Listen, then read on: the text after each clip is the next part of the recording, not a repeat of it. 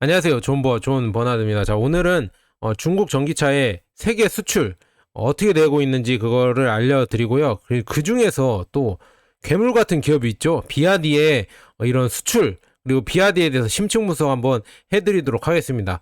그래서 오늘 보면은 차이나 전기차 지금 뭐 0.1% 마이너스 됐는데 뭐 이거는 뭐 그냥 조금 바닥을 좀 다지는 것 같아서 저는 좋다고 봅니다. 만 원대 초반에서 이렇게 바닥을 다지니까 저는 뭐 그냥 괜찮다고 보고요. 어제 뭐 미국장이 휴장이었어요. 뭐 노동 해방의 날로 노예 해방의 날이죠. 노예 해방의 날로 뭐 휴장이었는데 그냥 그렇다 이거고요. 그래서 특별한 뭐 이런 뭐 S&P 500이나 나스닥 100이나 필라델피아 반도체, 미우텍 탑10 뭐 특별한 변화는 없었습니다. 자, 가보도록 하겠습니다. 자, 이렇게 어제도 후원 댓글 슈퍼땡스 달아주셔서 정말 감사합니다. 장기 투자자 영님 만원 후원 감사하고요. 그 다음에 오케이님 3만원이나 아유 주셨네요. 그래서 시원한 커피 마시라고 이게 시원한 커피 잘 마시겠습니다. 근데 지금 뭐 보면은 이게 제가 이건 사담이지만 닉네임을 자꾸 뭐 이걸로 바꿔갖고 유튜브에서 알아볼 수 없게 이렇게 됐다. 짜증납니다. 짜증나. 이거 좀 닉네임을 이렇게 될 수 있게 바꿔줬으면 좋겠습니다. 진짜 이거는 좀 짜증나고요. 일단은 그렇고 전체적으로 지금 중국이 어떤 상황이냐 이것도 중요하죠. 지금 뭐 블링컨 지금 국무부 장관이 와서 지금 왕이 뭐 공산당 1인자죠. 그 1인자 위원이랑 만나서 이렇게 악수를 했고요. 그 다음에 시진핑 국가 주석이랑 공산당 주석이죠. 만나서 이렇게 악수를 했습니다. 그러면서 뭐 여러 얘기를 했겠죠. 이렇게 뭐 회의를 하면서 국무위원 회의를 하면서 여러 얘기를 또 했을 거라고 저는 보고 있습니다. 그래서 여기서는 지금 뭐 이렇게 얘기했습니다.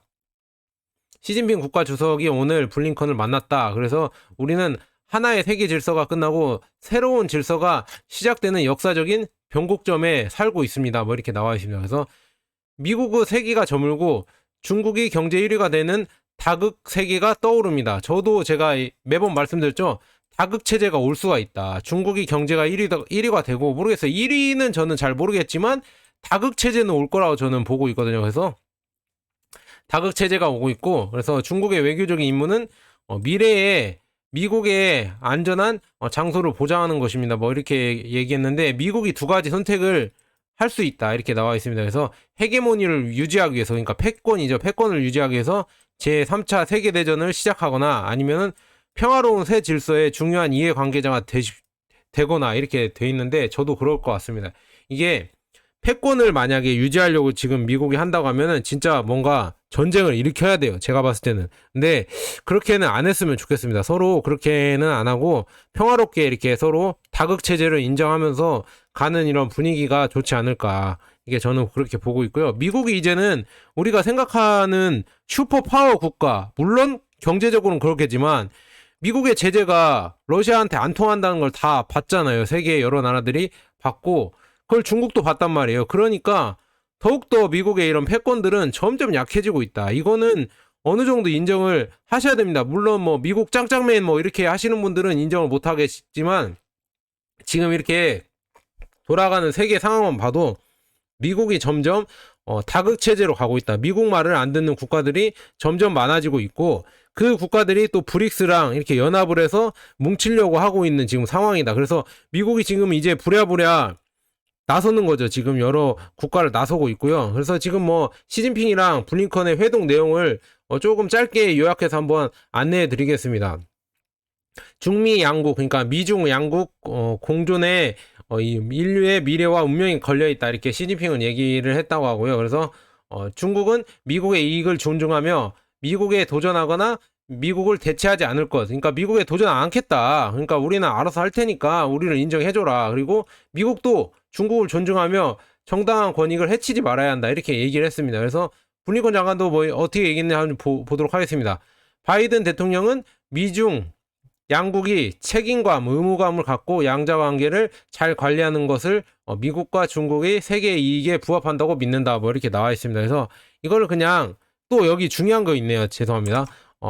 미국은 중국의 제도 변화를 추구하지 않으며 중요한 거죠. 대만 독립을 지지하지 않으며 중국과 충돌할 의사가 없다. 이렇게 얘기를 했습니다. 그러니까 대만 독립을 지지하지 않는다고 얘기를 했습니다. 그러니까 중요한 거는 서로 좋게 이렇게 경제적 교류도 하고 잘 지내보자 이런 식으로 해서 블링컨 국무장관도 온 것 같다. 그러니까 미중 관계가 좋아질 수 있도록 이렇게 서로 잘해보자 이런 식으로 회담을 한 것 같아요. 그래서 뭐 회담 결과는 뭐 이런 표면적인 결과는 있지만 그래도 점점 미중 관계가 완화될 것 같다. 왜냐하면은 지금 바이든이 선거가 있거든요. 내년에 선거가 있으니까 지금 뭐 중국이 대만을 도발하거나 이러면 안 되거든요. 그래서 자기 선거에 재선임 받기 위해 재선을 하기 위해서 이렇게 지금 힘을 쏟고 있다. 그래서 미국이랑 중국이랑 또 친하게 지내서 또 경제를 또 발전하면 좋으니까 그래서 그런 것 때문에 이렇게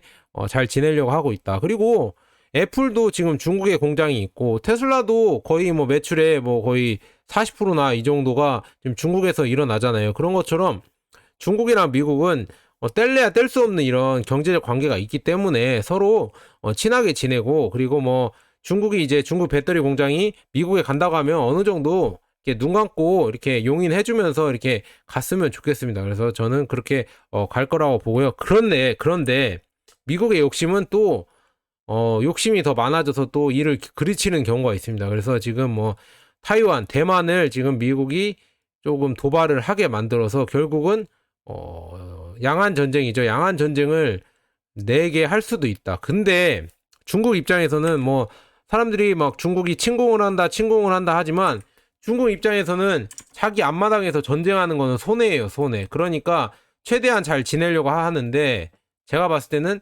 미국이 패권을 또 얻고 싶으니까 이렇게 전쟁을 또 낼 수도 있을 수도 있다. 이거는 뭐 제 그냥 예상이기 때문에 그냥 여러분들이 그냥 걸러서 들으시고요.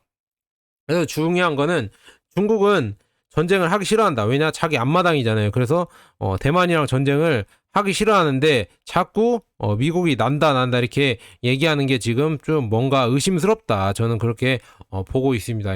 뭐 그렇게 보고요. 자세하게는 안 하겠습니다. 그리고 블링컨 장관이 이제는 사우디까지 갔습니다. 이제 중동을 이제 또 회방을 한다고 하는데 지금 보면은 중동 방문해서 이렇게 뭐 중동 관계를 완화하려고 하는 거 보니까 미국이 지금 급한 거예요. 제가 봤을 때는. 왜냐, 지금 뭐 보시면 중국은 지금 사우디, 이란이랑 뭐 시리아랑 다들 팔레스타인도 그렇고 다 이렇게 중동을 통합해서 평화를 유지하려고 지금 그 중에 중국이 거의 거기서 뭐 국제 경찰이라고 하죠. 경찰의 이런 임무를 하려고 하는 게 보이잖아요. 그래서 중국의 외교력이 점점 커지니까 미국도 점점 이렇게 좀 급해진 거죠. 그래서 사우디를 가서 수교를 중재하려고 하고 이스라엘이랑 뭐 이렇게 해서 자기도 이제 미국도 충분히 중재를 할 수 있다 이런 식으로 보여주려고 지금 가고 있는데 잘 모르겠습니다. 지금 사우디가 어디 편을 들지 중국 편을 들지 미국 편을 들지 그거는 진짜 궁금하다 이렇게 보시면 될 것 같아요. 그래서 점점 미국이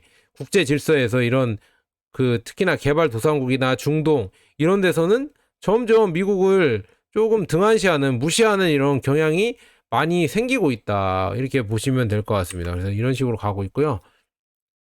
그래서 중요한 건 뭐다 지금 블링컨 장관이랑 지금 시진핑이 대화를 했다는 겁니다. 그러니까 미중 관계가 점점 완화될 조짐이 보이고 있기 때문에 이런 전기차나 배터리 이런 업종도 결국 조금 IRA 법안이나 이런 것도 완화가 될 수 있는 여지가 있으니까 오히려 뭐 전기차나 이런 배터리 부분에서는 좋은 영향이 될 수도 있다. 이런 걸 해석하는 거예요. 그렇게 요약해드리겠습니다. 자, 가보도록 하겠습니다. 지금 중국이 기준금리를 1년 LPR 금리를 3.5로 10개월 만에 인하를 했습니다. 그래서 꾸준히 지금 금리를 인하하고 있거든요. 이거 인하한 이유는 결국 시장에 돈을 풀어서 경기를 살린다는 얘기죠. 그래서 돈을 풀어서 경기를 살리려고 하는 지금 목적이 있다. 그러면은 결국 경기가 더 되살아나야겠죠. 그래서 중국에 이런 의지가 있기 때문에 경기가 좀 더 하반기에는 살아날 것 같다. 그러면 뭐 배터리도 많이 팔리겠죠.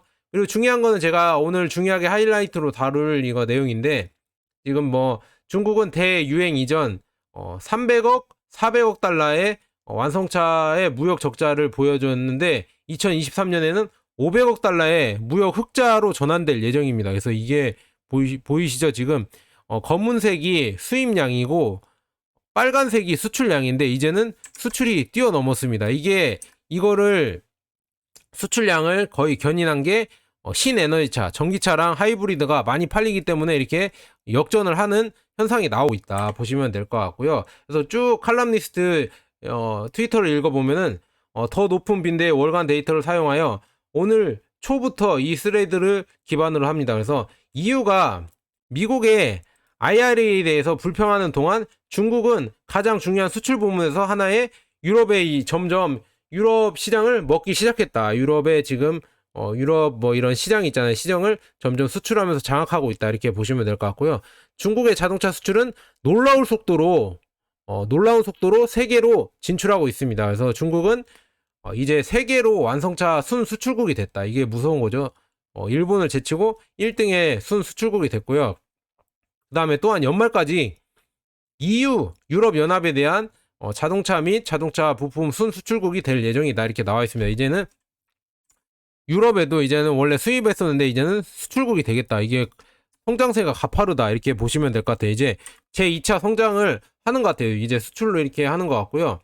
유럽 자동차 수출이 실제로 상당히 잘 진행되고 있는 시장의 하나가 있다. 그래서 지금 유럽 시장을 중국이 제대로 공략을 하고 있고요. 그 다음에 여기서 중요한 거는 미국과 유럽 상표로 중국에서 만든 자동차 포함이 됩니다. 여기 수출에는 포함이 되는데 뭐 테슬라나 폭스바겐 이런 얘기를 하는 거겠죠. 그래서 그들은 뭐 유럽 자동차라고 부르지 않을 것입니다. 이렇게 나는 그들을 유럽 자동차라고 부르지 않을 거라고 이렇게 이 사람이 얘기를 하네요. 그래서 왜 그러냐면은 뭐 노열티를 낸다는 얘기죠. 파트너랑 이런 뭐 이익 부분에서 부가가치를 나누기 때문에 중국 자동차다 이렇게 얘기를 하는 겁니다. 그래서 우리가 얘기했잖아요. 중국 전체 자동차 1위 수출국이 됐지만 그중에 뭐 테슬라도 있고 독일 자동차도 있으니까 1위 한 거 아니야, 제대로 한 거 아니야 막 이렇게 하시는 분들 있잖아요. 그런데 중요한 거는 차이나 전기차는 거기에 배터리가 들어간다는 거. 그러니까 차이나 전기차는 완성차 업체는 비아디밖에 없어요. 그냥 거의 다 배터리 부품 업체들인데 그 전기차 배터리 부품이 테슬라랑 폭스바겐 이런 데에 들어간다니까요. 이런 데 들어간 자동차들이 수출이 되는 거고. 무슨 말인지 아시겠죠? 여러분들 이렇게 이해하시면 되는 겁니다. 그래서 무슨 말인지 아셨으면 됐고요. 그래서 한번 보여드리겠습니다. 지금 테슬라 EV, 테슬라 전기차 있잖아요. 지금 상하이에서 지금 테슬라 생산된 전기차들이 캐나다행을 기다리고 있습니다. 그래서 북미로 가는 배가 최소 3,000대 이상이라고 나와 있습니다. 북미 배 타고 가는 테슬라 모델 3랑 모델 Y가 3,000대 이상이다. 어마어마하죠. 이게 다 중국 배터리 달렸잖아요. CATL의 중국 배터리로 만든 지금 테슬라 자동차인데 이게 캐나다로 수출이 된다고요. 북미로 이제 수출이 된단 말입니다. 이게 어마어마하죠. 자, 이거를 여러분들이 잘 보셔야 된다. 괜히 뭐 간과하지 말고 뭐 미국이랑 뭐 유럽 상표가 들었다고 유럽 브랜드까지 다 중국 수출로 치니까 아니다 뭐 이렇게 멍청하게 생각하지 마시고요. 이 내면을 보면은 다 중국 배터리가 들어가 있다. 이거를 여러분들이 보실 거라고 봅니다. 제 유튜브 보시는 분들은 다 아실 거라고 보고요. 그리고 지금 중국 경제가 이미 갭이 엄청나게 넘어섰어요. 지금 이제 수입량보다 수출량이 거의 2배가 많아요. 이 갭이 엄청나다. 그래서 뭐 중국은 지금 제조업도 엄청나게 탄탄하고 있고, 그래서 뭐 이렇게 뭐 미국이 이렇게 뭘 제재하려고 해도 제재하기가 쉽지 않다. 진짜 세계의 공장이기 때문에 여러분들이 이런 거를 잘 보셔야 될 것 같다. 보시면 될 것 같고요. 특히나 또 차 분석에서 지금 중국 자동차 수출이 23년에 440만 대. 진짜 어마어마하죠. 지금 이렇게 예상되고요. 44만 대 같으면 44만 대를 예상하며 그다음에 30% 이상 신에너지 차가 될 거라고 합니다. 440만 대인데 30% 이상이 신에너지 차, 전기차가 될 거라고 이렇게 예상을 하고 있습니다. 이렇게 보면 될 것 같은데요. 쭉 보시면 될 것 같은데 지금 여기에 따르면은 자동차 분석에 따르면은 중국 자동차 보급률은 25년까지 유럽에서 16.5%, 그 다음에 동남아에서는 12.8% 이렇게 나올 거라고 보고 있습니다. 대단하죠. 이렇게 카날리스에서 이렇게 분석을 했는데 대단하고요. 지금 뭐 440만 대 중에서 2023년에 30%는 신에너지차, 전기차가 차지할 거라고 이렇게 나와 있습니다. 이런 식으로 계속 수출 지역을 넓혀가고 있다. 진짜 중국의 이런 수출이 점점 무서워지고 있고요. 그다음 유럽과 동남아 전체 시장 경차 규모는 2025년까지 경차 시장 규모는 2025년까지 각각 1370만 대와 380만 대로 성장할 것으로 예상되며 그 중에 전기차, 신에너지차는 유럽에서 40% 이상이 보급될 것이라고 카날리스는 말했다. 이렇게 얘기가 나오고 있습니다. 진짜 대단하죠. 이렇게 중국이 수출을 엄청나게 하고 있다는 거 여러분들 보시면 될 것 같고요. 그 다음에 그 중에서 진짜 미친 기업이 하나 있습니다. 지금 비아디가 2013년에 비아디 플래그십 EV E6가 가격이 49,000달러죠. 49,000달러였는데 지금 뭐지 시굴이라고 갈매기 모델이 나오고 있잖아요. 그게 4월에 출시된 건데 11,000달러 이렇게 거의 4배 이상 5배 이상이 줄어들었다. 이렇게 75%나 10년 동안 가격을 깎았다. 이게 어마어마한 거죠. 가격 혁신, 제조의 혁신이잖아. 이렇게 싸게 만드는 게 그게 어떻게 했나 보니까 지금 한번 보도록 하겠습니다. 비아디를 한번 분석해 보도록 하겠습니다. 가격을 인하할 수 있는 능력은 비아디가 믿을 수 없을 정도로 수직 통합, 그러니까 위에서 아래로 다 통합이 됐죠. 전체적으로 비아디는 다 만들잖아요. 부품부터 배터리부터 완성차까지 다 만든다, 비아디가. 그래서 뭐 21년 1분기에서 23년 1분기 사이의 매출은 500% 이상 증가를 했다. 이렇게 나와 있고요. 그래서 영어로 돼 있는데 그냥 요약만 해드리자면 비아디 뭐 이제 채굴이나 재련, 리튬 채굴이나 재련도 하고요. 이렇게 해서 리튬도 만들고 그 다음에 지금 비아디 공장도 짓고 엔지니어링도 하고 그 다음에 반도체도 만들고 대단하죠? 반도체도 자기가 만들고 그 다음에 이제는 배터리도 핀드림이라고 해서 자회사로 배터리도 만들고 그 다음에 조립도 하고 그다음에 판매까지 다 한다. 비아디가 진짜 미친 기업이다. 이걸 다 해버리니까 마진이 진짜 비아디보다 자동차 전기차를 싸게 만들 수 있는 그런 회사가 없다. 테슬라나 조금 싸게 만들 텐데 테슬라도 비아디보다는 싸게 만들 수가 없다. 그래서 비아디가 이런 싸게 만드는 가성비 차량에서는 진짜 미친 듯이 괴물이다. 이렇게 나와 있습니다. 그래서 매출도 2년 만에 500% 이상이 이게 향상이 됐고요. 진짜 어마무시하고요. 그 다음에 비아디의 DNA라고 해요. DNA는 제조에 있으며 비용 절감에 뛰어난 것으로 악명이 높대요. 악명. 비용 절감에 뛰어난 것으로 악명이 높다. 진짜 휴대용, 그러니까 비아디가 원래는 휴대용 배터리를 먼저 만드는 회사였는데 자동차를 인수하고 거기에 자동차 배터리를 집어넣으면서 전기차를 만들게 된 거거든요. 진짜 대단합니다. 진짜 비용을 참을 수 없을 정도로 비용을 낮췄다. 이렇게 나와 있고요.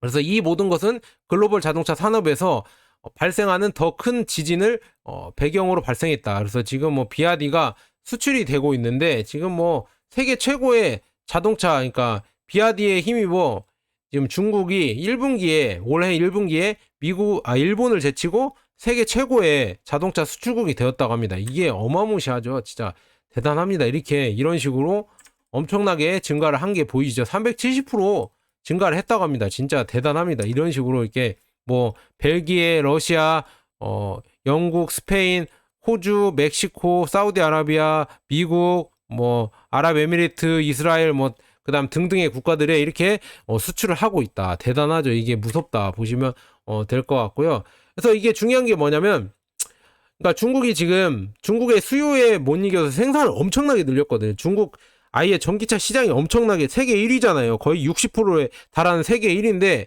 그러니까 그거에 수요에 맞춰서 생산을 하다 보니까 결국은 중국이 세계의 공장이니까 세계의 이런 전기차 수요를 다 커버할 수 있는 수준이 돼버렸다. 그래서 큰 충격이 됐다. 그러니까 중국 필요로 해서 이렇게 뭐 생산량을 늘렸는데 결국은 이제는 전 세계의 수요까지 충족시킬 수 있는 이런 생산량이 돼버렸다. 이게 무섭다. 이렇게 보시면 될 것 같고요. 특히나 비아디가 요즘 또 어려움을 겪고 있는 게 미국인데 전기버스랑 전기트럭은 미국에 이렇게 수출을 하고 있었잖아요. 근데 21년에 의회에서 중국 기업으로부터 뭐 받는 자금이나 이런 걸 금지하자. 그래서 비아디를 차단했다고 합니다. 전기차 버스 못 들어오게 차단하려고 하고 있는데 비아디가 제가 어제 말씀드렸죠. 꾀를 써서 비아디 USA 일부를 분사해서 라이드라는 회사를 또 만들었다. 이렇게 비아디가 미국 지분을 받아서 라이드라는 이런 회사를 만들어서 또 버스를 수출하고 있고요. 그리고 비아디는 지금 미국에서 상업사업부를 계속 운영하기 위해서 라이드와 함께 겪어야 되는 왜곡은 뭐 미국에서 지금 이렇게 제재를 더 하겠죠. 그래도 라이드라고 해도. 그래서 비아디를 근데 무시하면 안 된다. 이렇게 나와 있습니다. 그래서 또 이렇게 칼럼니스트는 이렇게 얘기했습니다. 최고 말과 경주하지 않는다면 경주 속도가 느려지는 것입니다. 이렇게 얘기를 했는데 무슨 말이냐면 아니 미국이 전기차로 이렇게 성공을 하고 싶으면은 진짜 전기차에서 잘 나가는 최고의 업체랑 뭐 테슬라도 있겠지만 최고의 업체랑 같이 경쟁을 해야지 왜 이걸 막냐. 그러면은 오히려 도태된다 이런 식으로 얘기를 하는 것 같습니다. 그래서 여러분들 보시면 될 것 같고요. 더 소름 끼치는 거는 지금 비아디의 전기버스가 우리나라에도 들어와 있고요. 물론 여러분들이 타고 있는 버스 중에 비아디가 있어요. 그래서 비아디 버스가 들어와 있고 지금 브라질의 상파울루에서도 비아디 전기버스가 다니고 있습니다. 그리고 더 중요한 거는 유럽 네덜란드에서는 10년 넘게 이 비아디 버스가 전기버스가 다니고 있다는 게 이게 소름이 돋지 않습니까? 여러분 진짜 비아디가 이런 식으로 수출을 하고 버스를 이미 다 수출을 하고 무섭게 지금 달리고 있다 이렇게 보시면 될 것 같고요. 비아디는 너무 저렴하게 만드니까 비아디의 돌핀이란 모델도 MG4보다 더 저렴하다고 하고 있습니다. 그래서 이게 진짜 충격이다 이렇게 나와 있습니다. 그리고 이제 비아디 얘기는 여기서 접고 중국 전기차 해외 판매량이 연평균 81% 이거 어마어마하죠. 이제는 해외에서 성장을 찾는 것 같습니다. 그래서 연평균 81%가 될 거라고 하거든요. 그래서 중국 업체가 북미 진출길이 막히자 유럽이랑 아시아 등지에서 확장을 감행하고 있죠. 그래서 자국 브랜드 점유율도 83%까지 올랐다. 이렇게 보시면 될 것 같은데 여러분 기사 한번 보도록 하겠습니다. 비아디, 상하이 자동차 등 중국 전기차 브랜드의 해외 판매량이 매년 80% 넘게 성장하고 있는 것으로 나타냈다. 그래서 미국의 인플레이션 감축법 IRA 등으로 북미 진출길이 막힌 중국 업체들이 유럽, 아시아 등지로 공격적인 확장을 하는 것으로 보인다. 이렇게 나와 있습니다. 그래서 지금 쭉 보면은 올해 1월에서 4월까지 세계 각국에 등록된 순수 전기차 BEV랑 그다음에 플러그인 하이브리드 총 대수를 보면 372만 3천 대로 지금 전년 대비 40% 이상 상승을 했다. 이렇게 나와 있습니다. 그래서 이 중에서 중국 전기차 판매 대수는 212만 6천 대로 57.1%를 점유율을 차지했다. 이렇게 나와 있습니다. 그래서 중국 전기차 시장에서 테슬라 등 해외 유명 브랜드가 비중이 줄고 있고 테슬라, 폭스바겐, BMW 등의 글로벌 업체들의 중국 내 전기차 판매량은 2020년에 36만 대, 2021년에 74만 대, 22년에 111만 대로 늘고 있다. 하지만 중국 브랜드가 내수 전기차 시장을 차지하는 비율은 2020년에 27.4%, 23년에 16.7%로 감소하는 추세다. 이렇게 나와 있습니다. 그래서 이들 브랜드가 점점 감소하고 있고요. 중국 내 브랜드가 훨씬 확장하고 있다. 그래서 중국 내수 비중을 보면은 중국 브랜드들이 압도하고 있다. 그래서 20년에 중국 브랜드 점유율은 72.6%, 그 다음에 지난해는 83.1%, 올해 1월에서 4월까지는 83.3%가 지금 중국 브랜드였다. 중국 내 시장에서 이렇게 보시면 될 것 같습니다. 그리고 중국 전기차 업체들은 전체 판매량 대비 해외 비중은 2019년에 이후 7% 안팎을 유지하고 있었다. 그러나 해외로 팔려간 전기차 대수는 2019년부터 81% 연평균 성장률을 보이고 있다. 야, 대단하죠. 81%나 연평균 성장률을 보이고 있고, 그래서 지금 대수를 보면 21년에는 지금 17만 대, 그 다음에 22년에는 35만 대가 해외로 팔렸다. 이렇게 보고 있습니다. 그래서 올해 예상을 지금 하고 있는데요. 올해 예상은 지금 48만 대로 예상을 하고 있습니다. 올해는 48만 대가 수출이 될 거라고 예상하고 있고, 그래서 뭐 성장률은 80%가 넘을 거다. 81% 연평균 성장률을 보일 거다. 이렇게 나와 있습니다. 진짜 무섭습니다. 지금 이런 거 보면은 IRA 법안이 있지만 결국 유럽이랑 아시아가 지금 뭐 거의 볼모지죠. 거기에 엄청나게 지금 전기차를 수출해내고 있다. 이렇게 보시면 될 것 같고요. 그 다음에 지금 농촌으로 눈 돌린 전기차 지금 하고 있거든요. 이게 왜냐하면은 중국 전기차가 도시로 너무 다 팔렸기 때문에 이제는 조금 판매 속도가 느려지니까 이제 농촌으로 눈을 돌린 것 같은데요. 농촌에 이런 광범위한 인프라를 조성하고 2030년까지 적당한 규모의 합리적 구조, 그 다음에 완벽한 기능을 갖춘 충전 인프라를 도입을 하면서 판매량을 늘리겠다. 이렇게 계획이 나와 있습니다. 그래서 뭐 쭉 보면은 우선 2개 도시, 2개 지구, 그 다음에 3개 센터 뭐 이렇게 해서 중점을 두고 점차적으로 늘려 나가겠다. 근데 이거는 여러분들이 착각하시면 안 되는 게 이미 도시에는 이런 인프라가 다 깔렸기 때문에 이제는 농촌으로 가는 겁니다. 그래서 이거를 여러분들이 잘 보시고요. 농촌을 이렇게 확장하면서 신에너지차, 전기차를 더 많이 보급을 하려고 하는 이런 상황이다 보시면 될 것 같습니다. 그래서 이거는 뭐 꽤 괜찮은 이런 정책인 것 같아서 저는 뭐 박수를 친다 이렇게 보시면 될 것 같습니다. 진짜 이렇게 될 것 같고요. 그다음에 쭉 보시면 중국이 또 뭐지? 신에너지차, 그러니까 전기차 조치를 또 하고 있어요. 그래서 뭐 전기차 또 판매를 늘리려고 세금 면제를 연장하는 것을 지금 고려하고 있대. 6월 2일 블룸버그 보고서에 따르면 중국은 저렴한 NEV 전기차에 대한 세금 면제 기간을 4년 더 연장하는 것을 고려하고 있다. 이렇게 나와 있습니다. 그래서 블룸버그 보고서에 따르면 이러한 조치 중 하나는 42,000달러, 42,910달러의 미만의 전기 및 플러그인 하이브리드 자동차 구매세 면제를 연장하는 것이다. 이렇게 나와 있습니다. 이런 식으로 또 판매가 잘 되도록 지금 중국 정부에서 추진을 하려고 하고 있다. 이렇게 여러분들 보시면 될 것 같고요.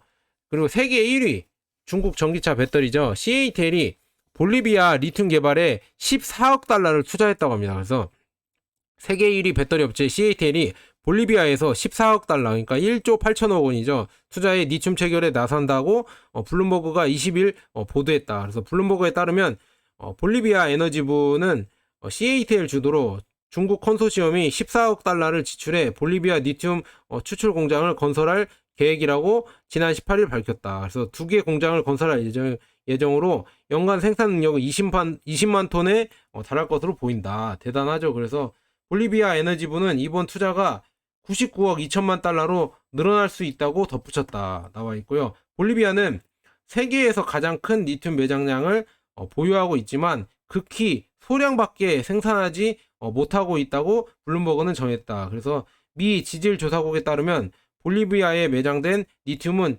2,100만 톤에 달한다. 그래서 그러나 볼리비아 리튬은 거대한 염전에서 추출해야 하기 때문에 기술력과 자본이 필요하다. 그리고 중국이 막대한 자본 투자로 볼리비아 리튬을 개발할 것으로 보인다. 이렇게 나와 있습니다. 그래서 볼리비아의 소금평원 우윤이죠. 우윤이 유명하죠. 소금평원이 있고 뭐 이런 데가 있다고 하고 있습니다. 그래서 리튬 배터리는 뭐 중요한 소재잖아요. 그래서 이거를 CATL이 또 중국 전기차 업체들이 자꾸 다 장악을 하려고 하고 있다. 진짜 이게 여러분들 무섭다 이렇게 보시면 될 것 같아요. 이런 게 진짜 독점을 해나가고 있고 앞으로도 더 하려고 계속 광산을 모으고 있습니다. 이렇게 보시면 될 것 같고요.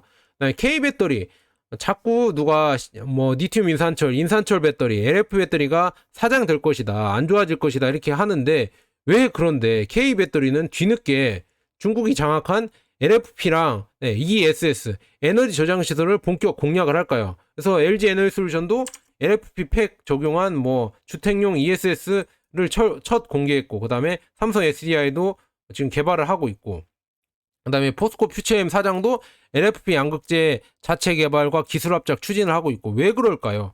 LFP 뭐 싸구려고 뭐 망한다면서요. 근데 왜 K배터리가 뒤늦게 뛰어드냐고요. 결국 여기에서 길이 있기 때문에 뛰어드는 거 아니겠습니까? 테슬라도 LFP 배터리를 지금 쓰면서 적극적으로 활용하려고 하고 있고, 그런 이유가 다 있지 않겠습니까?